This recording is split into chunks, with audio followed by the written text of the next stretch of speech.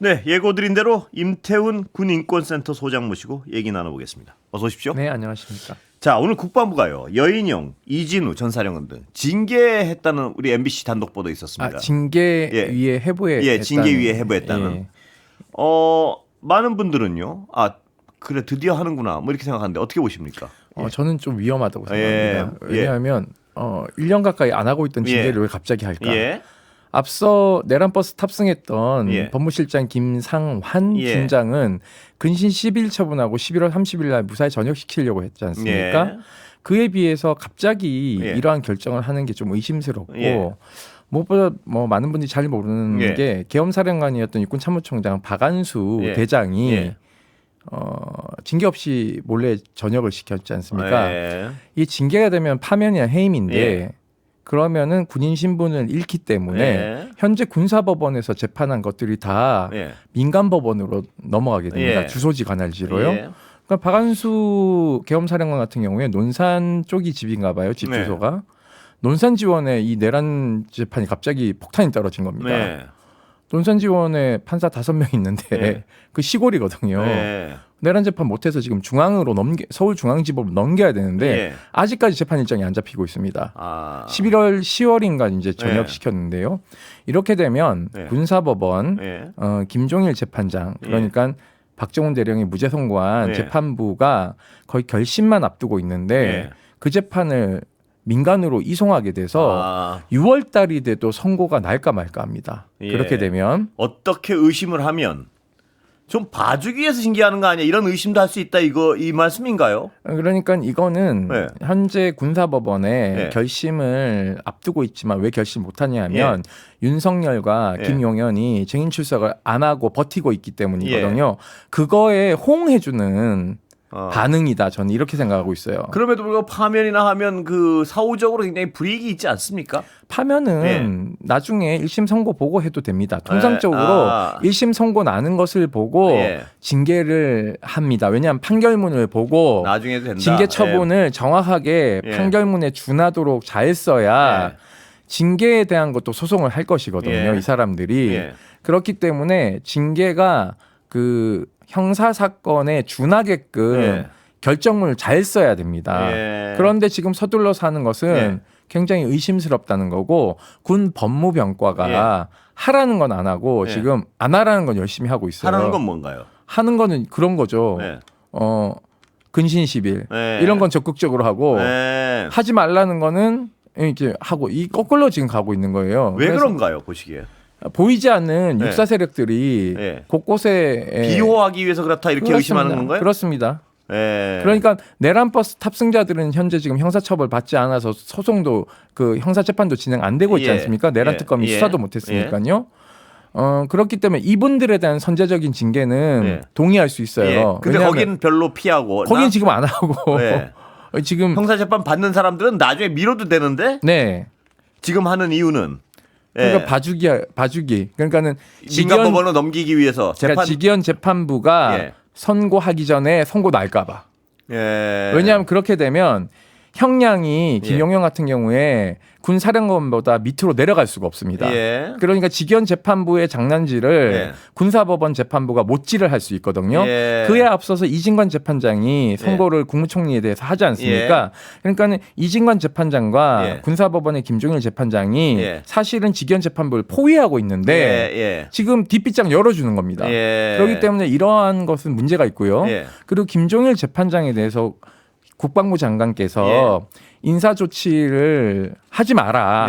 이 재판이 중요하니까 이 재판을 선고하고 인사 이동할 수 있게끔 하라는 조치를 취했음에도 불구하고 국방부 장관의 조치를 무시하는 지금 법무병과의 행태가 벌어지고 있는 것입니다. 근데 그걸 왜 가만 놔둘까요? 장관이? 국방부 장관이 너무 많은 군이 조직이 크지 않습니까? 40만, 50만 대군인데요.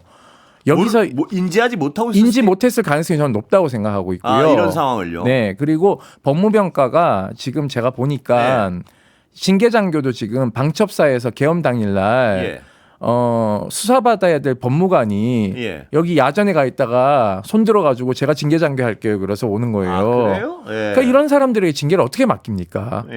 본인들이 다 지금 박정훈 대령이 하는 조사를 받아야 될 사람들이에요. 그러니까 이 법무병과의 행태는 네. 굉장히 의심살 만하다. 지금 혹자들은 네. 월급 주는 거 잘못된 거 아니냐 얘기하지만 월급도 본봉에서 반토막이 났습니다. 네. 기소유직 중이기 때문에. 그리고 네. 점점점 시간이 지나면 줄어들거든요. 네. 네. 그러니까 이 사람들이 월급을 조금 받는다고 해서 지금 당장 파면을 시키면 민간으로 재판이 넘어가기 때문에 오히려 이 사람들에게 좋은 영향, 이 사람들 좋아하는 거죠. 빨리 징계할수록 재판이 늘어지니까.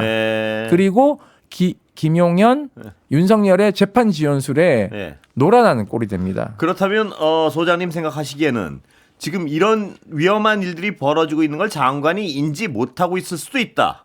저는 그렇게 생각합니다. 아, 그래요? 그러면 이제 내일 대통령 업무 보고 하지 않습니까? 국방부. 그러면 대통령께서 이걸 알고 이게 어떻게 된 거냐 물으면 깨지는 겁니다. 아, 그래요? 그렇게 그거밖에 다른 이유는 생각할 수가 없다 이렇게 보시는 없죠. 거군요. 그러니까 이런 거는 사인이 지금 국방부 장관의 사인 정확하게 났잖아요. 이 재판은 군사법원에서 판결을 받아야 되니 재판장이 1월 인사이동은 없어야 된다라고 못을 박았어요. 왜냐하면 앞서서 인사이동을 하겠다라고 얘기했어요. 장관이 한 게 아니거든요. 그 결정은 법무병과에서 한 건데 그거 잘못된 것 같다. 그러니까 이 재판부는 임기와 상관없이 이 재판을 마무리하고 선고하고 가도록 해라라고 조치를 취할 수 있는 장관의 권한이 있습니다. 군사법원은. 그런데 그 사인에 반하는 짓을 하고 있잖아요. 지금 사실상 항명입니다. 이건. 아, 그래요? 이런 게 항명이죠. 그러니까 박정훈 대령에 대해서는 항명도 아닌데 체포영장, 구속영장 청구해놓고 이런 항명에 대해서는 철퇴를 내려야 되는 게 지금 현재 내란에 호응하고 있는 법무병과의 잘못된 것이라고 생각하고 있기 때문에 법무병과는 장관이 얼마든지 인사권을 행사할 수 있는 데 아닙니까? 그렇죠. 지금 법무관리관이 내란에 연루된 의혹도 받고 있고요. 왜냐하면 포고령 선포에 대한 법률적 검토를 이 사람이 해야 되는데 지금 이 사람이 무슨 행적을 했는지가 지금 수사가 안 되고 있어요. 두 번째는 김상환 준장의 근신 10일 준 사람의 책임이 이 사람입니다. 이 사람 지금 업무 배제한 상태인데 다른 직무 대리 하고 있는 사람이 내란 특검에 있다가 온 법무관입니다. 제가 보니까 엄청 쫄아 있는 것 같아요. 아, 그래요? 왜 자기 손에 피 묻히기 싫으니까. 그러니까 내란 버스 탑승한 장군들부터 빨리 제대로 징계하시고 재판 군사법원에서 멀쩡히 재판받고 있는 거 재판 선고 일에 영향을 주는 행동은 하지 않았으면 좋겠고 이게 바로 사법권 침해입니다. 심각한 상황 같은데요. 네, 그렇습니다. 그래서 오늘 MBC가 단독을 했더라고요. 근데 오늘 이제 뉴스데스크에서 이 지점이 깊게 다뤄질지는 좀 봐야 되겠지만 이것이 단독이 났기 때문에 제가 좀 오늘 나와서 언급하는 것이 맞다라고 판단한 것입니다. 이게 그러니까 꼼수 가능성이 얼마든지 있다. 그렇습니다. 그래서 직위원 재판부도 지금 저희가 법원의 내부 정보를 통해서 확인해 보니까 2월에 인사이동에 포함되었다는 얘기가 있어요. 그러면 지금 1월 중순에 본인이 선고하겠다고 하지만 엊그저께 있었던 이진우 사령관에 대한 증인신문도 밤 11시에 끝났습니다. 그런데 지금 사건도 자기가 가지고 있는 걸 병합을 못했어요. 그런데 1월 중순에 선고한다? 전 어불성설이다. 선고 안 하고 도망갈 가능성이 매우 높다. 그러면 재판부 바뀌면 다음 사람이 사건 보다가 3월 달에 재판 개시하면 한없이 늘어지는 데 대한 호응이기 때문에 저는 이러한 행동은 내란에 동조하는 거나 내란범들을 봐주기식으로 수사를 엄격하게 하는 것을 방해한다고 생각하고 있습니다. 단순화하면 그러니까 지금 군사법원에서 최종 선고를 하게 해야 된다. 징계를 받고. 그렇습니다. 왜냐하면 이게 군대가 출동했고 출동 과정을 군사 사건이기 때문에 군사 반란에 대한 이해가 있는 군사법원에서 하는 게 맞죠. 근데 민간으로 넘어오게 되면 지금 조은석 특검도 군 관련해서 외환죄 말고는 진척된 게 없지 않습니까? 그렇기 때문에 잘 모릅니다. 그럼 사건 기록만 보다가 한두 달 가버려요. 그런 일은 없어야 되고 무엇보다도 직위원 재판이 가족 오락관처럼 재판을 저렇게 엉망진창으로 할 때 비공개할 때 저희는 다 보지 않았습니까? 지금 공개돼서 보지만 그럴 때 김종일 재판장은 열심히 재판을 진행을 해서 굉장히 속도감 있게 갔기 때문에 결심에 가까운 재판부를 바꾸거나 여기 재판권을 박탈하는 것은요. 명백하게 문제가 있다고 보고 그렇다면 지금 징계 절차 중단시키는 건 얼마나 가능합니까? 인지만 가능합니다. 하면? 네, 징계위원회 출석 통지를 한 것으로 추정되는데요. 그거 취소할 수 있습니다. 아, 그래요? 왜냐하면 장성에 대한 인사권은 대통령에게 있습니다. 그러니까 이제 징계 처분이 나면 이 최종적 사인을 이재명 대통령이 해야 되는 상황이에요. 그렇기 때문에 이것에 대한 대통령에 대한 보고도 성실하게 이루어졌는지도 좀 저는 들여다봐야 된다.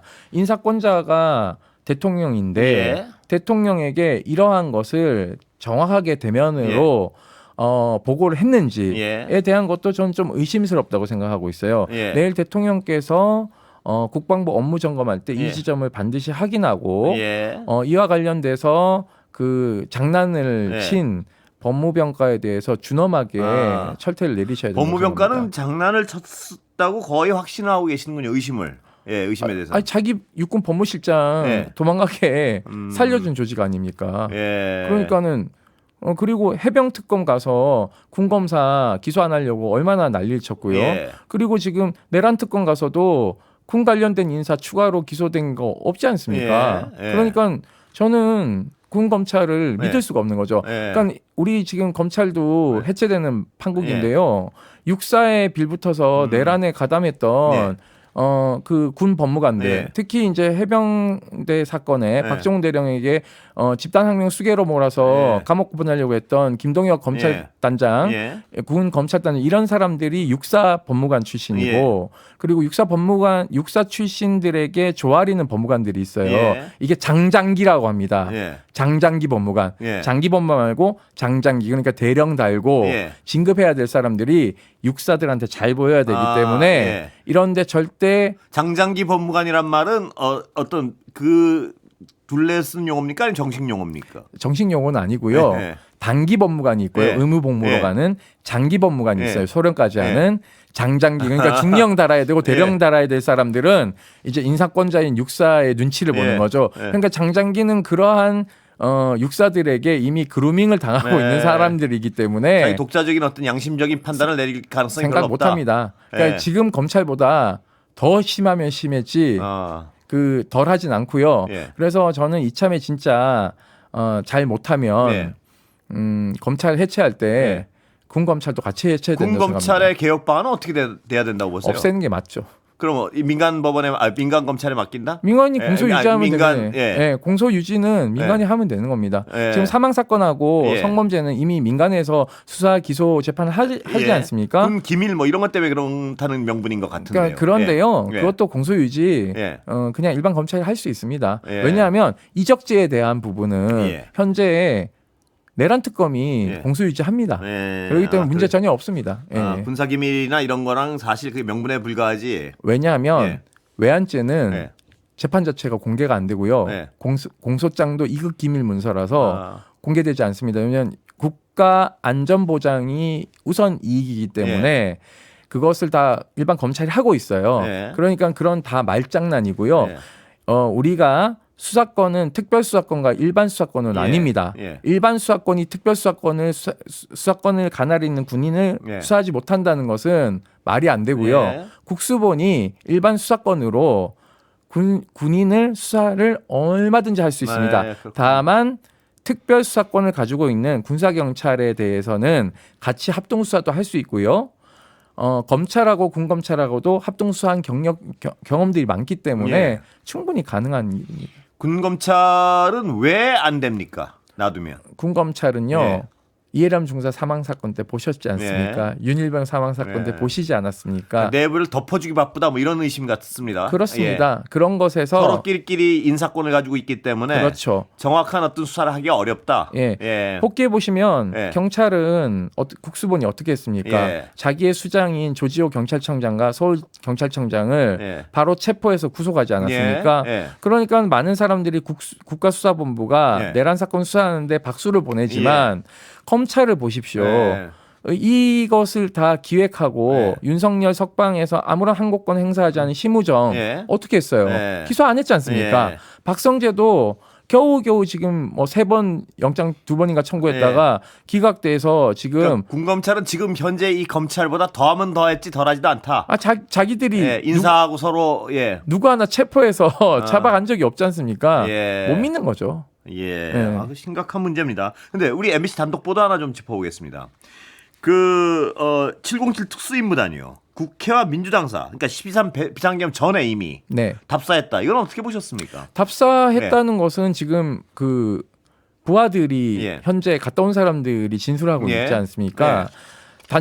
단수에 대한 부분이 이런 것들은 사전에 소신 TF나 이런 수방사 쪽에서도 MBC 도면을 확인하고 이런 것들을 사전에 했기 때문에 이 행위가 구테타를 하기 위한 친위 구테타를 하기 위한 건 모를 수 있죠. 국회가 테러 대비해서 갔다 와서 사전에 보고하라라고 지시했을 가능성이 전 높다고 생각하고 있고 그렇다면 이것을 호응하기 위한 그 작업들을 한 것에 대한 수사가 미진하다라고 판단하는 것이고 공교롭게도 그날 그 국방부에서 파견 나온 협력단장을 못 만났으니까 굉장히 늦어졌다고 생각하고 있어요. 단전이. 그러니까 본인 계획대로 안 되니까 옆 유리창을 깨고 들어가서 그 배전반을 향해서 달려갔다는 거 아니겠습니까? 그러니까 이것은 사전에 특전사 내부에서 김현태 단장이 이런 사람들이 알고 있었을 가능성이 높다. 그것에 대해서 구테타에 대해서 알고 있었을 가능성이 있다. 김현태 정도면. 그리고 두 번째, 김현태는 적어도 왜 거기 가서 사전 답사를 하는지 그 이유에 대해서 의문을 가질 수밖에 없으니까 말씀이시죠? 그렇습니다. 그리고 그날 저녁에 그 참모들 모아놓고 그 회식 비슷한 걸 하는데 이제 모아놔야 되잖아요. 특전사령관이. 왜냐하면은 국회 쳐들어가야 되니까. 근데 그 이유를 얘기하면은 정보가 새니까 불러 모았는데 전투복 입고 와서 깜짝 놀랐다는 거예요. 보통 이제 회식 자리는 사복을 입고 오는데 왜 사령관이 전투복을 입고 왔지 그러는데 그때 지금 제가 확인해 봐야 되지만 그런 의혹이 있습니다. 아마도 김현태 707 단장도 군복을 입고 왔다는 얘기가 있어요. 그렇다면 둘은 알고 있었을 개연성, 그러니까 각종거는 알았다라고 얘기했지 않습니까? 그럼 김현태 단장도 알았을 개연성이 높은 거죠. 왜냐하면 그 자리에 군복을 입고 왔다는 의심에 대한 제보가 있다면 그것은 왜 그런지 확인해 보면 되는 거죠. 그러니까 MBC의 단독은 그러한 점들을 뒷받침해주는 증거이다라고 저는 생각하고 있습니다. 김현태 정도는 반드시 알았을 것이다. 군복 입고 구테타에 대한 정보를 구체적으로 들었건 아니면 어떤 구체적은 아니지만 뭔가 사전에 야 오늘 국회 가야 된다 이런 얘기를 들었을 개연성이 높고 또는 그게 이제 나중에 사실은 내려보면 감으로 알죠. 왜냐하면 시간이 다 됐습니다. 한 명은 해군에서 나왔잖아요. 근데 본인 본청 깨고 들어갔으니까. 여기까지 듣겠습니다. 고맙습니다. 감사합니다. 임태훈 군인권센터 소장이었습니다.